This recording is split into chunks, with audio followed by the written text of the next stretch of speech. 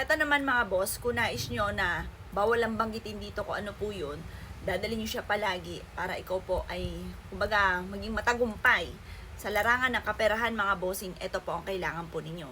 Gusto mo ikaw ay maging matagumpay sa buhay ninyo, lahat ng inyo po mga pangarap ay kaagad nyo makamtan, ito ang dadalhin po ninyo.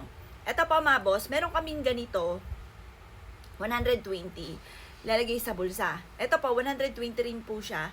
Siya po mga bossing ko ay puputuli lang natin to at pwede na nating itali sa main door.